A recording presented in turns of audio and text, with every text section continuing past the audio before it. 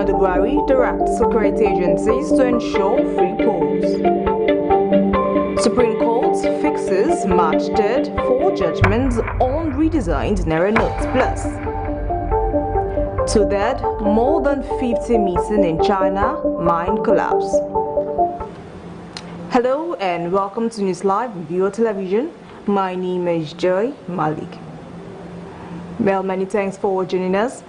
President Muhammadu Buhari says the support his government has received from the private sector in addressing social ills is enough to make him the envy of many presidents of the world.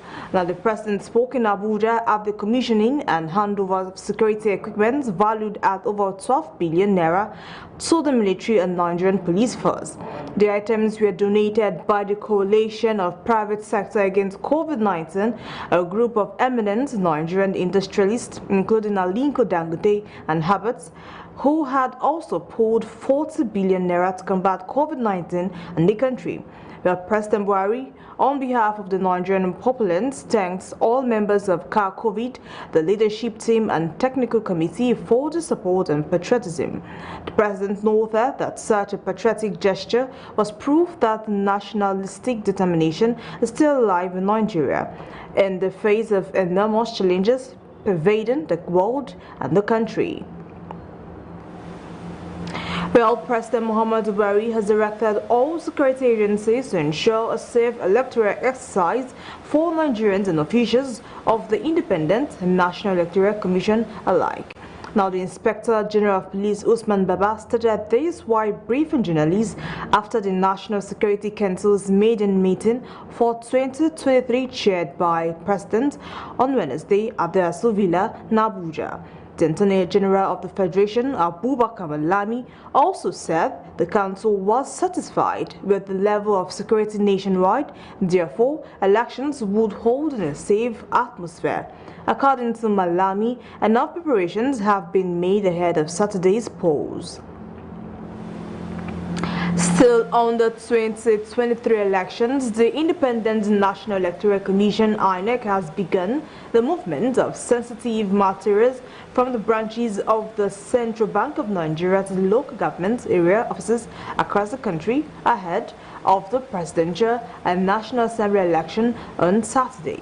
In Lagos State, the resident electoral commissioner in Lagos State, Shegun, who is overseeing the process in the state, said that INEC is ready for Saturday's presidential and National Assembly elections. The INEC reg also said the materials are secure and intact.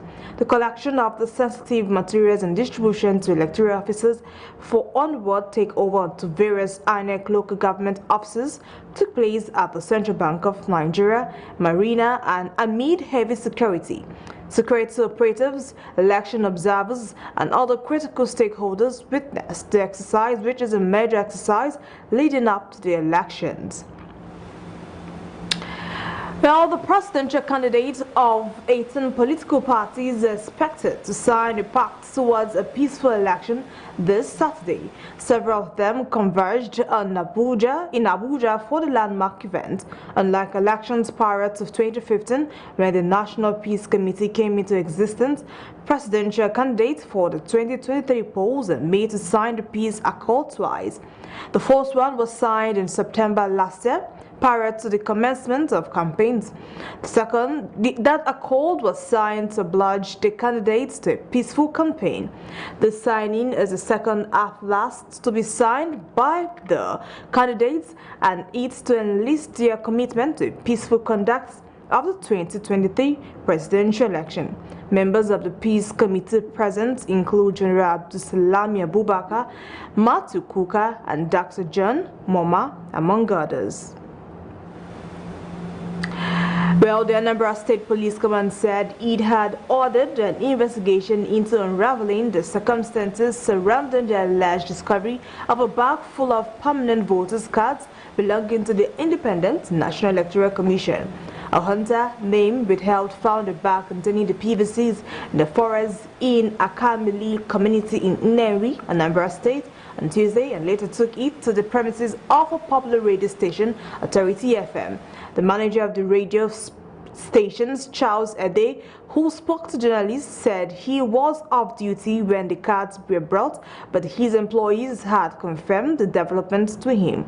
The radio station's employee, who ran a short commentary on the video, urged those who had yet to get the PVC to come to the premises of the FM to check if they could find yours. It was also gathered that most of the PVCs were owned by people from the Nnewi South government areas. Well, when News Lab returns, planned international interventions in 20 schools in Yobe and Borno State. Now, details of these and more comes to you right after the break, so stay tuned.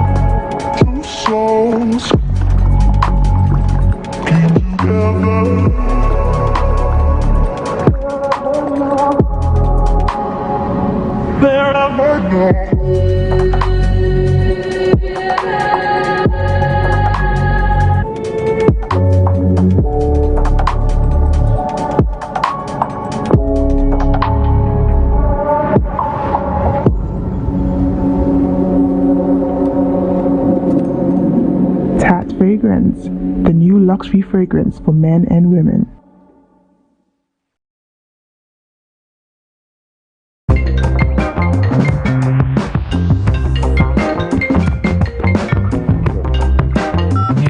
Good morning, gentlemen. How are you? I'm at the Envoy Hotel, Diplomatic Drive 305, here for a business weekend. It's been an amazing stay. Conference hall and business facilities here are stylish and innovative. The Envoy Hotel is luxury, esoteric, opulent, full ultimate comfort.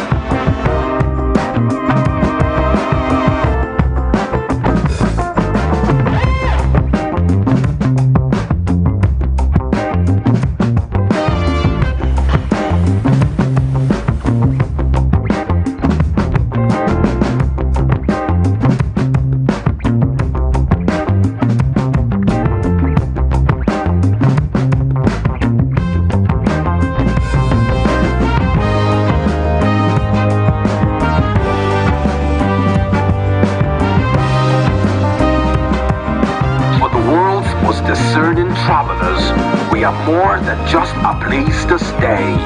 We are an icon of comfort, style, and thoughtful luxury. We are Envoy Hotel. Pararam pra reparar, estão ouvindo esse som, pulsando seco no ar, merece nossa atenção. Preparem bem os sensores para poder captar.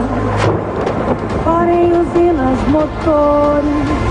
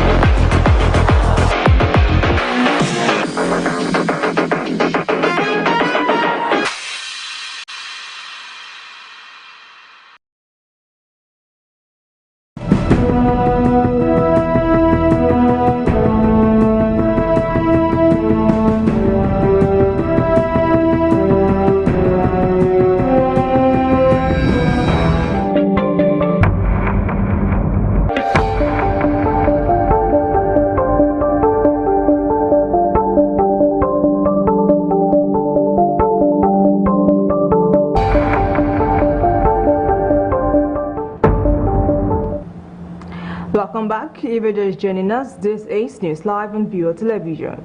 Now let's take a recap of our top stories. President Muhammadu Buhari directs security agencies to ensure free polls.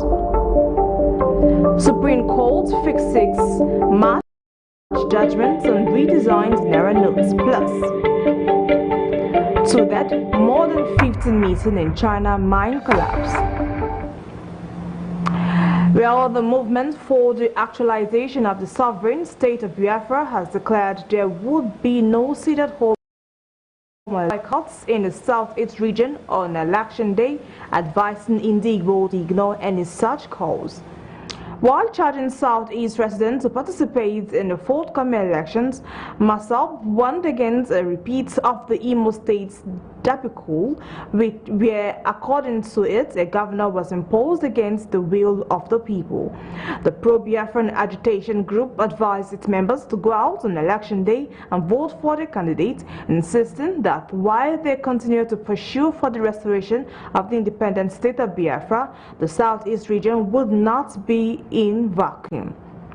It's therefore advised Indigbo to come out in masses on election day and vote for the preferred candidate, especially those who would not sell out Indigbo for their pecuniary interests. Well, the Supreme Court has adjourned judgments on the new Naira policy suits till March 3, 2023.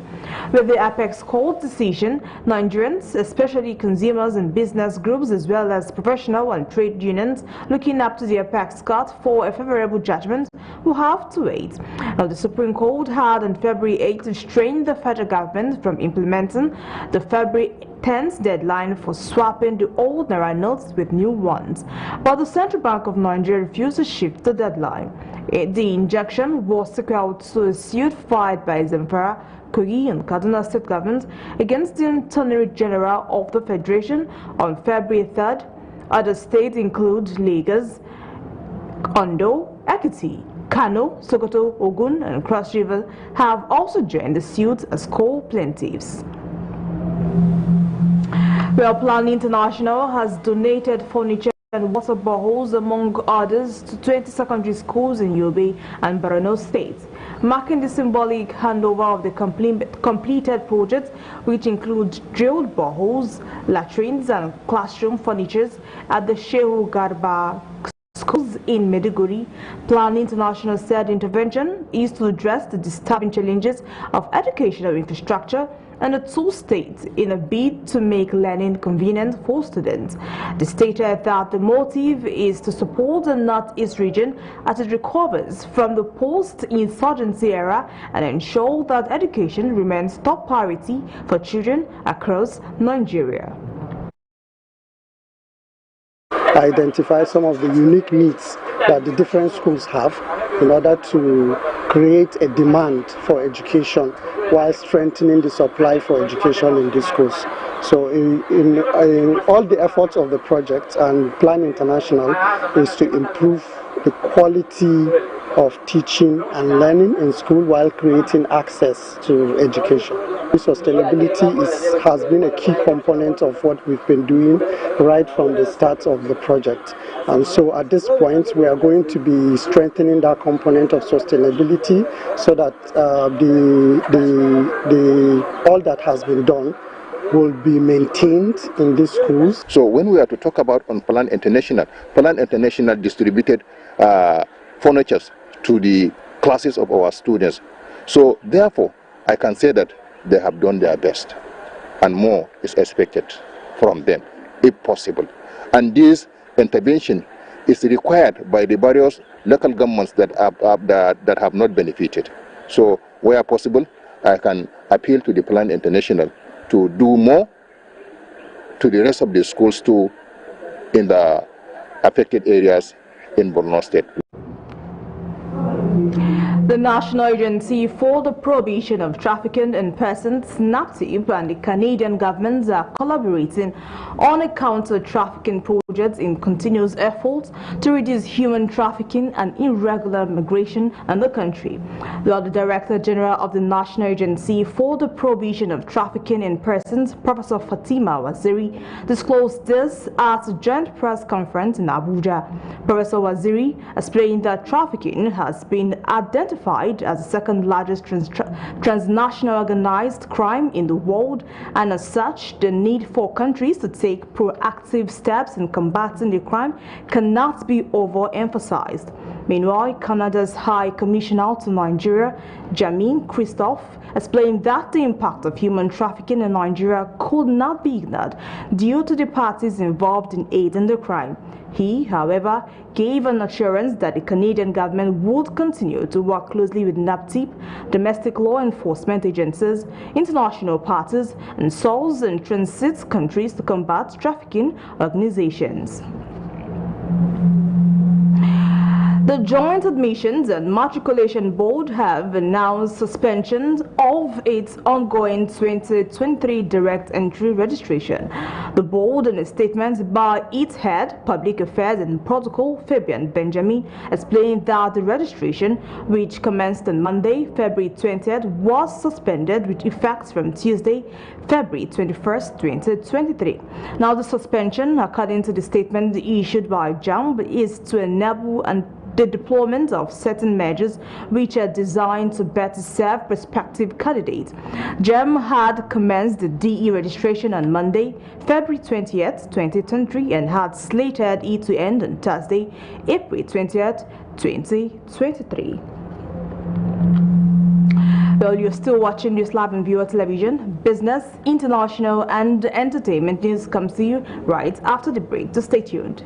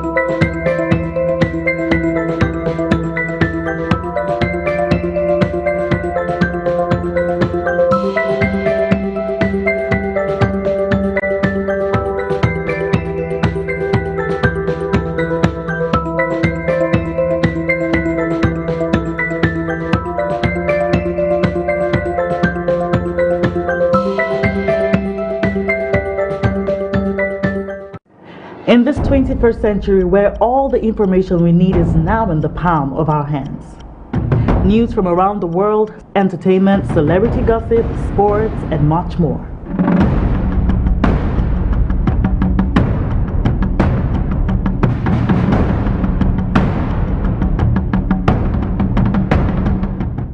The only thing that you need is the right source.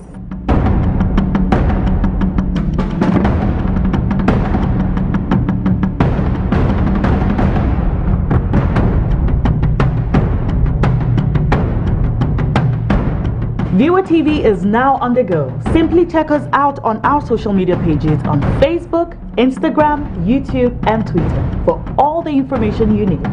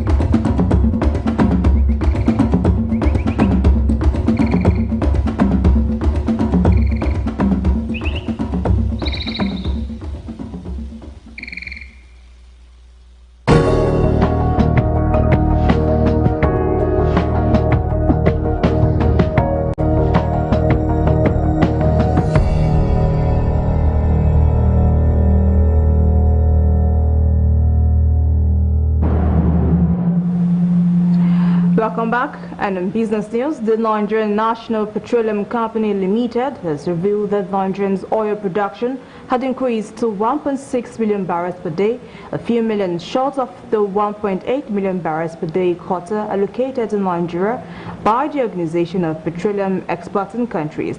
Now, NNPCL's Group Chief Executive Malik revealed this at a meeting of industry stakeholders called to discuss the challenges of crude oil theft and losses affecting the oil and gas sector.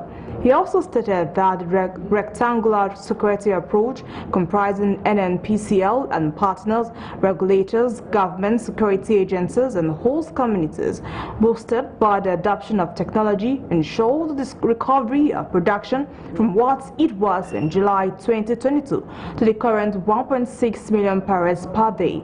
Kerry, who was represented by the head upstream investments NNPCL Balawunti at the event, which was chaired by Vice President Professor Yemi Osinbajo, said the implementation of the detect, data, destroy and recover had paid off. According to Kerry, with this current situated airport, facilities that have been shut down have reopened at injection of crude oil into major trunk lines for evacuation to the terminals we are being ramped up.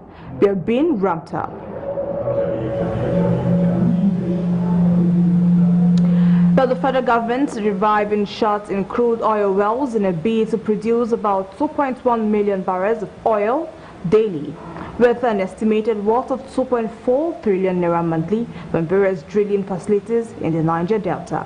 Now, data obtained from the Nigerian Upstream Petroleum Regulatory Commission in Abuja show that about 900,000 barrels of oil per day could be produced from quick interventions on the shut-in wells, while the medium and long-term initiatives could add 1.2 million barrels of oil daily. This implies that about 2.1 million barrels of oil per day, or 63 million barrels monthly, could be produced from the facilities, with an average price of $83 per barrel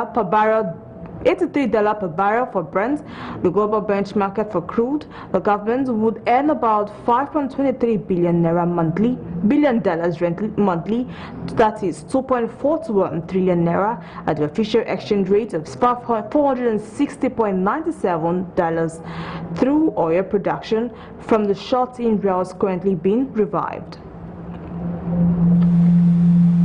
Well, the Debt Management Office DMO says the Nigerian government savings bond has received a total subscription of 45.135 billion naira between its inception in 2017 and 2022. Now, the Director General of the DMO, Patient Oniha, said this in Lagos at the unveiling and demonstration of securities subscription portal at a stakeholders meeting. Oniha said the FGN savings bond, which was specifically designed to encourage retail investors, had done well across the 6 geopolitical zones of the country, going by the numbers. According to her, FGN Savings Bond is a product that the DMO introduced in March 2017 to enable retail investors to participate in the FGN securities market and promote financial inclusion. Meanwhile, in 2022, the DMO embarked on investor sensitization programs across a number of cities in Nigeria. Well, the chairman of the Commonwealth Enterprise and Investment Council, Lord Maland, has said Nigeria will have a clearer economic direction after the elections in the country. He spoke while addressing the press in Lagos during his visit to Nigeria, ahead of the elections in the country. Maland also said that Nigeria's economy would be in full steam once the election was over, as the new government that would be sworn would give direction to the economy. Maland, however, noted that the Commonwealth was faced with major challenges, which were climate change and youth unemployment.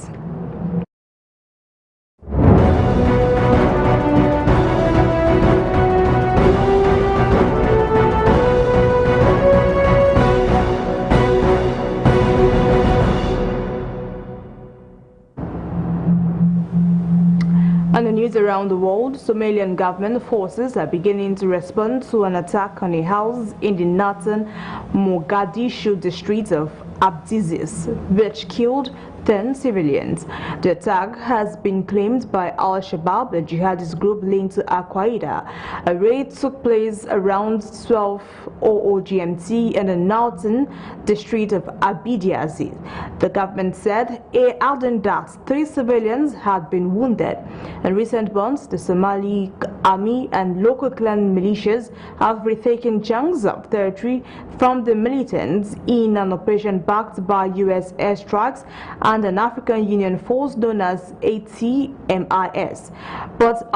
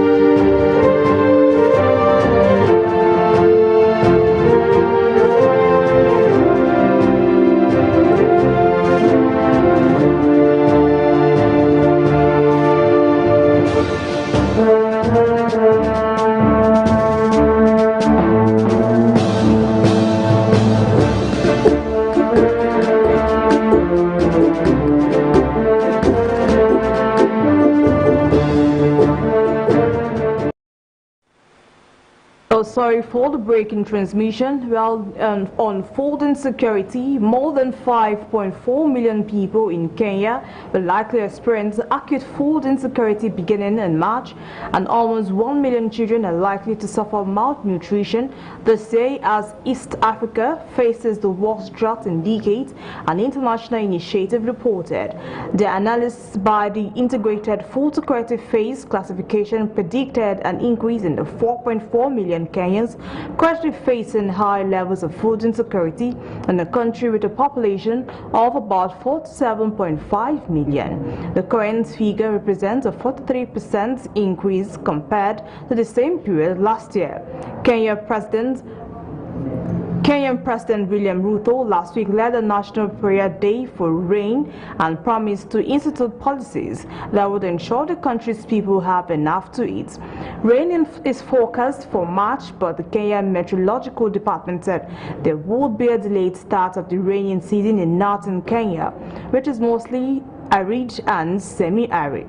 The region has had 6 failed rainy seasons with less than unusual rainfall in some areas and no rain in others.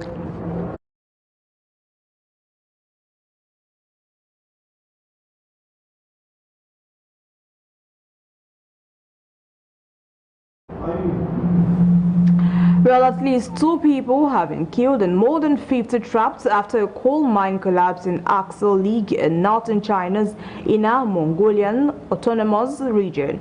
According to the state media, the accident happened on Wednesday afternoon, and a preliminary investigation showed that more than 50 people were trapped under the mine, state news agency said. Rescuers brought out 3 people, 2 of whom showed no signs of life. Other state media reports gave the total number of missing at 57, and 10 vehicles were also buried following the collapse state broadcaster CCTV reported that the collapse had occurred over a wide area of the shafts operated by the coal mining company. Well, at least 9 Palestinians have been killed and scores wounded in an Israeli army raid in the occupied West Bank city of Nablus, according to the Palestinian Health Ministry.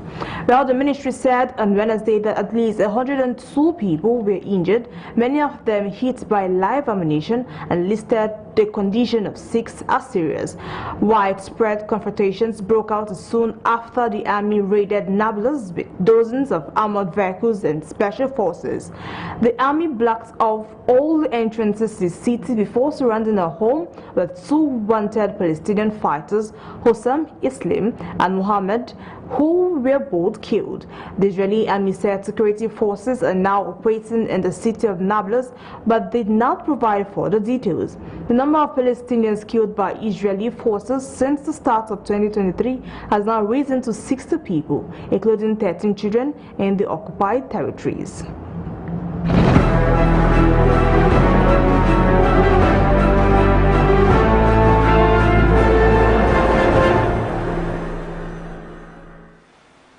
And on entertainment news, the popular Nigerian actor Yul Edochie has admonished Nigerians against involvement in any form of violence on Election Day.